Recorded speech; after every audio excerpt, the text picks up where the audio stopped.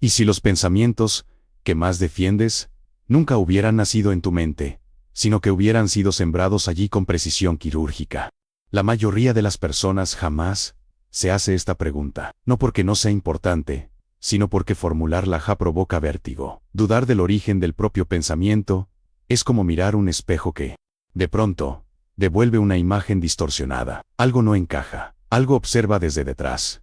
Durante siglos, la Biblia fue leída como un texto moral, pero algunos pasajes no enseñan cómo vivir, sino cómo la mente puede ser dirigida, condicionada y dominada. Napoleon Hill no llegó a esta conclusión por fe, sino por observación psicológica.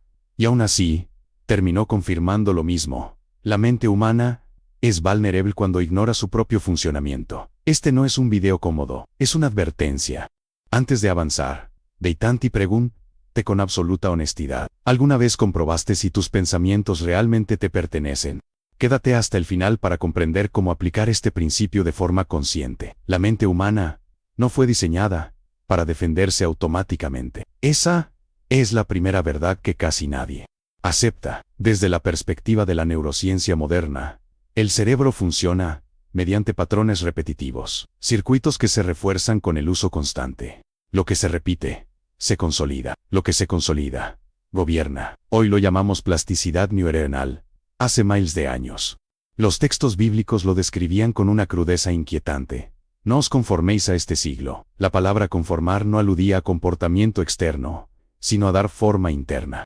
Moldear la mente. Napoleon Hill observó que la mente opera como un receptor. No crea pensamientos de la nada. Los sintoniza, los acepta, los amplifica. Esta afirmación fue considerada peligrosa porque eliminaba la fantasía del libre pensamiento absoluto. Si la mente recibe, entonces puede ser influenciada. Si puede ser influenciada, entonces puede ser controlada. Aquí emerge el primer principio prohibido. La mente acepta antes de cuestionar.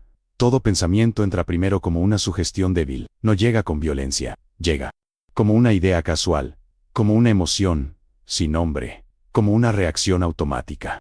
La psicología cognitiva confirma que el cerebro no analiza cada pensamiento que aparece, simplemente lo deja pasar. Solo después, si hay conciencia suficiente, puede evaluarlo, pero la mayoría no observa, la mayoría reacciona. Las antiguas tradiciones espirituales comprendían este peligro. El budismo hablaba de la mente como un mono inquieto que salta de pensamiento en pensamiento sin control. La filosofía estoica insistía en examinar cada impresión antes de permitir que se convierta en juicio.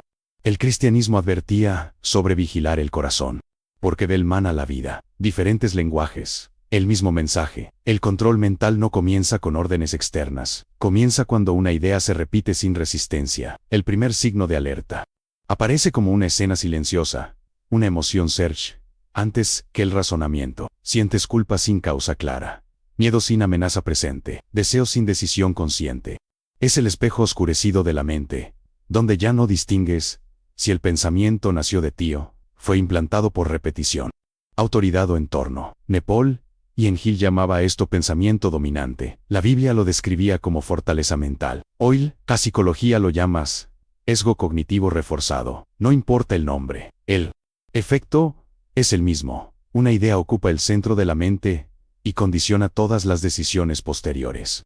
En el ámbito familiar, estos patrones se heredan como silencios emocionales, como miedos transmitidos sin palabras, como creencias limitantes disfrazadas de consejos. En grupos y sociedades, se transforman en narrativas colectivas, verdades que nadie recuerda haber cuestionado, campos de distorsión de la realidad, donde todos creen pensar libremente, pero todos piensan igual. Aquí el control se vuelve invisible, y lo invisible es lo más peligroso. El protocolo de protección no es violento, es interno. Consiste en detener la identificación automática, observar el pensamiento como algo que aparece, no como algo que eres, crear una distancia consciente, un límite inmediato entre estímulo y reacción. Napoleon Hill insistía en la autodisciplina mental. Las tradiciones espirituales hablaban de vigilancia interior. La ciencia moderna confirma que la simple observación cambia la actividad cerebral. Cuando observas un pensamiento, deja de gobernarte. Cuando lo examinas,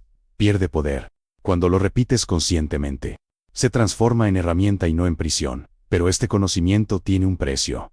Porque una vez que comprendes que tu mente es una puerta, ya no puedes fingir que no importa quién entra. Y la pregunta final de este tópico queda suspendida, como un eco sombrío en la conciencia. Si tu mente siempre estuvo abierta, ¿quién aprendió a cruzarla sin que lo notaras?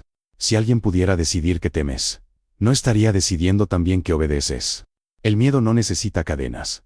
Funciona mejor cuando se convierte en hábito. La mayoría de las personas cree que el miedo es una reacción natural ante el peligro. Pero la psicología moderna demuestra algo mucho más inquietante.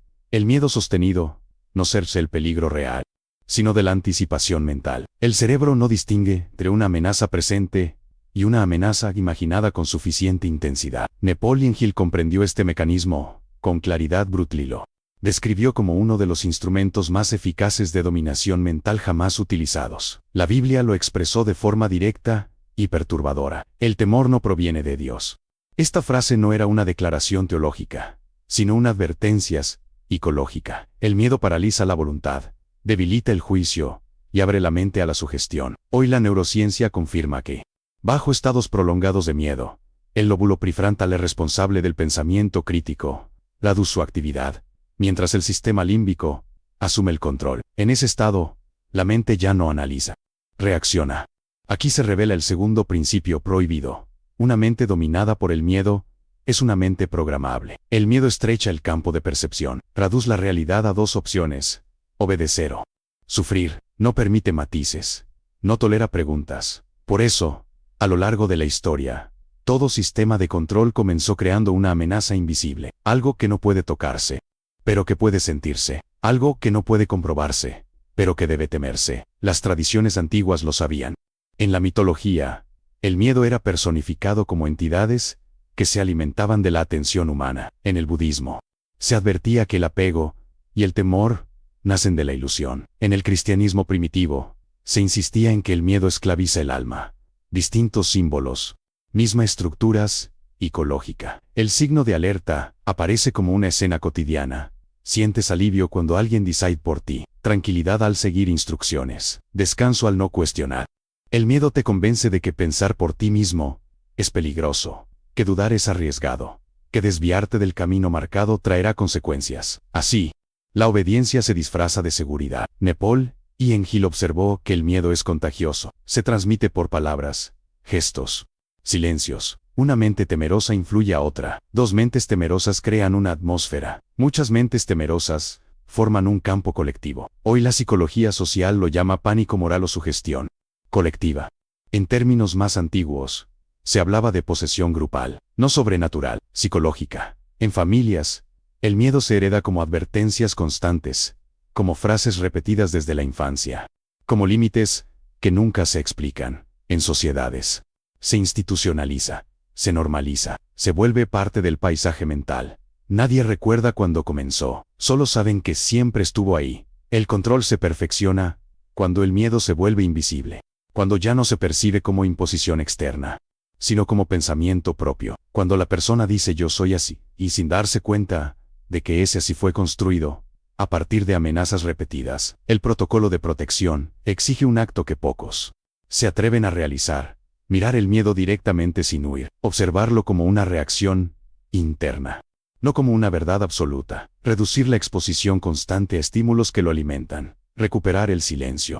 Napoleon Hill insistía en la autodisciplina emocional. Las tradiciones espirituales hablaban de dominio interior. La ciencia confirma que el miedo pierde poder cuando no recibe atención constante. Una mente en calma es peligrosa para cualquier sistema de control. Una mente que respira antes de reaccionar se vuelve impredecible. Una mente que observa el miedo sin obedecerlo recupera soberanía. Y la pregunta final de este tópico permanece incómoda, como una sombra que no se disipa. ¿Cuántas decisiones de tu vida fueron realmente tuyas?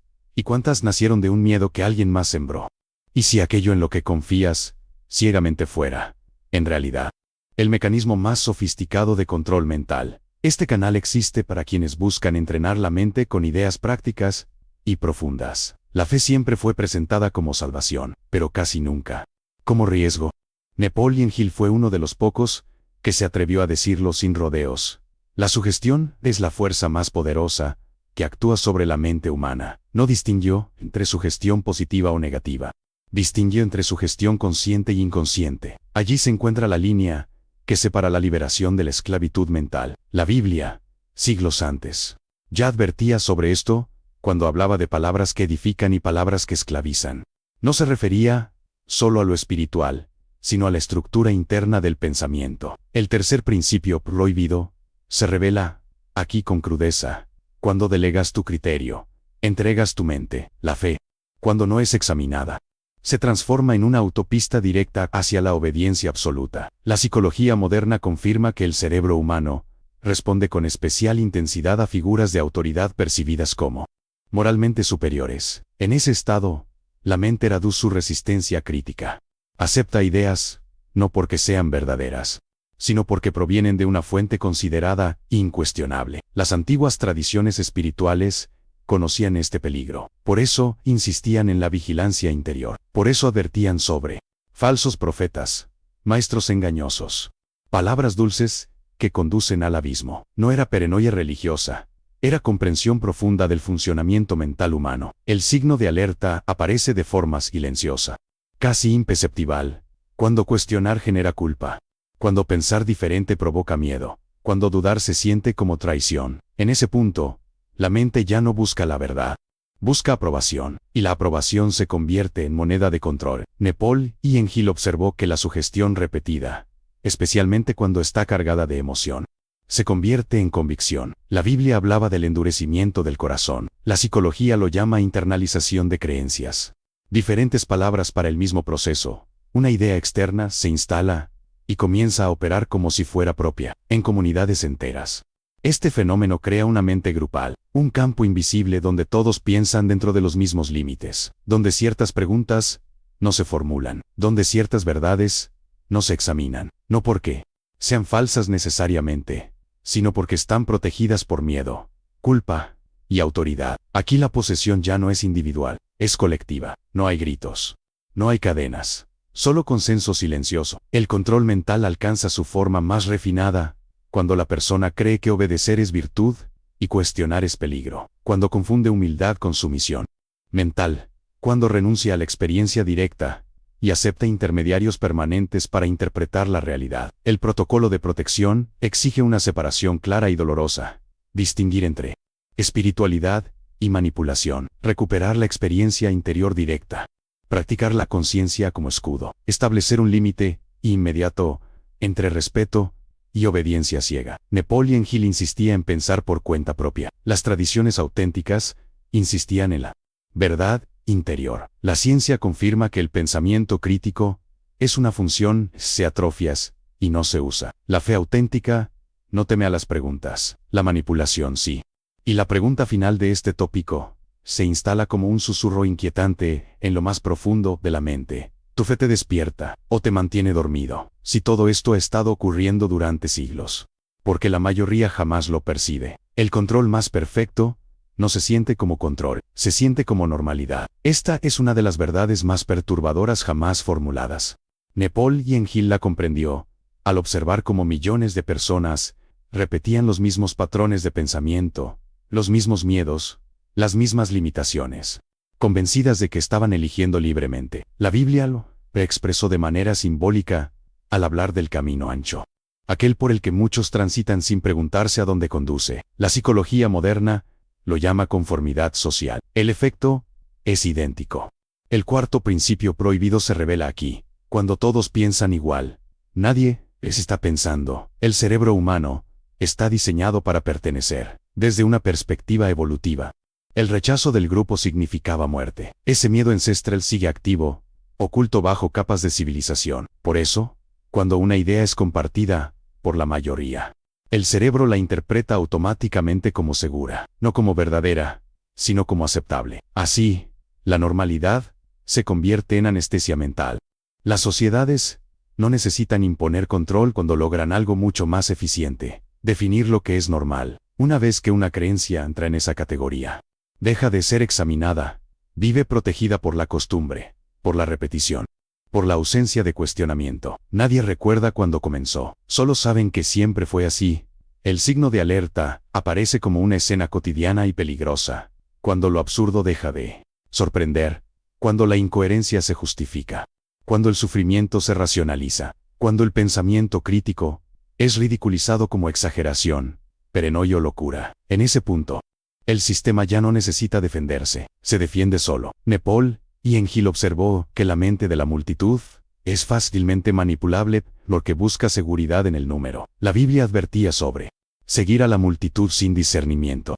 La psicología social demuestra que las personas pueden negar la evidencia de sus propios sentidos si el grupo insiste en una versión distinta de la realidad. Este fenómeno crea campos de distorsión colectiva, donde la percepción individual se diluye. Aquí nace la ilusión más peligrosa, la sensación de libertad dentro de una jaula invisible. Las personas creen que eligen, pero solo eligen entre opciones previamente aceptadas. Creen que piensan, pero solo reorganizan pensamientos permitidos.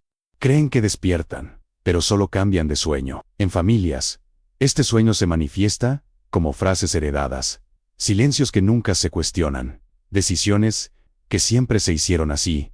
En culturas, se convierte en identidad. En naciones, en ideología. La posesión colectiva no se presenta como algo extraño, sino como tradición, como sentido común, como realidad incuestionable. El control alcanza su punto máximo cuando la persona defiende el sistema que la limita, cuando ataca a quien cuestiona, cuando protege la ilusión porque perderla significaría enfrentarse al vacío, el abismo de no saber, el miedo de pensar sin el protocolo de protección aquí es uno de los más difíciles, porque implica aislamiento interior, no huir del mundo, sino no fusionarse con él, observar las narrativas colectivas sin adoptarlas automáticamente, practicar la retirada estratégica del ruido constante, recuperar la capacidad de asombro ante lo que todos aceptan sin pensar. Napoleon Hill insistía en pensar de forma independiente, incluso cuando eso implicaba incomodidad. Las tradiciones espirituales hablaban de despertar del sueño. La ciencia confirma que el cerebro puede salir de patrones colectivos cuando se expone a silencio, reflexión y observación consciente. Pero este despertar tiene un costo, porque una vez que ves la ilusión, ya no puedes volver a dormir igual. Y la pregunta final de este tópico se instala como una grieta silenciosa en la mente. Si la normalidad es el disfraz del control, ¿qué parte de tu vida aceptaste solo porque todos los demás lo hicieron? Si todo lo que has visto hasta ahora es real, ¿qué ocurre cuando alguien despierta dentro de un sistema que depende del sueño?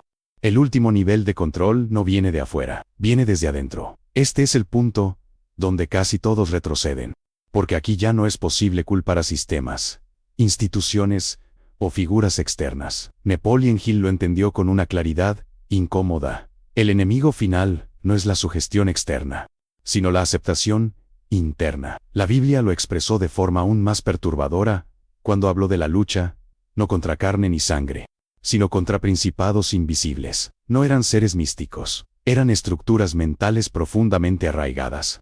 El quinto principio prohibido se revela como una sombra personal. La mente se aferra a sus propias cadenas cuando éstas le dan identidad. La psicología profunda lo confirma. El ser humano desarrolla apego incluso a patrones que le dañan, porque esos patrones ofrecen coherencia, explican el dolor, justifican la historia personal. Liberarse de ellos no es solo un acto de valentía, sino de duelo, porque implica abandonar versiones antiguas de uno mismo.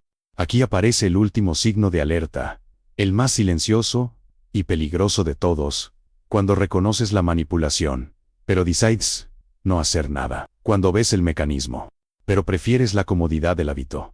Cuando la verdad se vuelve demasiado pesada para cargarla. En ese punto, el control ya no necesita imponerse. Se mantiene por elección inconsciente. Las tradiciones antiguas hablaron de la sombra. El cristianismo la llamó carne. El budismo la llamó ignorancia. La psicología moderna la define como inconsciente no integrado. Distintos nombres para la misma realidad, partes internas que operan en la oscuridad y dirigen la conducta sin permiso consciente.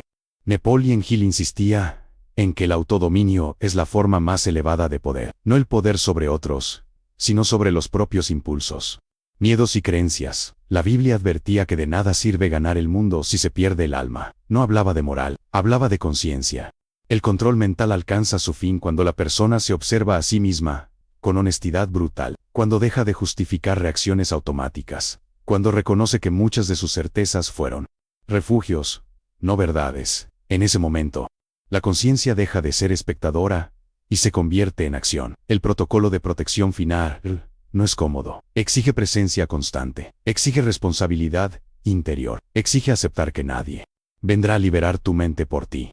La conciencia se convierte en escudo definitivo. El límite inmediato se vuelve disciplina diaria. La retirada estratégica deja de ser huida y se transforma en elección consciente. Aquí termina el camino del control y comienza el de la soberanía interior. Pero este despertar no es luminoso, es sobrio, es silencioso, es irreversible. Porque una vez que miras dentro del abismo de tu propia mente y reconoces la sombra que te habitaba, ya no puedes fingir que no la viste. Y la última frase no busca tranquilizarte, busca permanecer. La verdad no grita, la conciencia no consuela.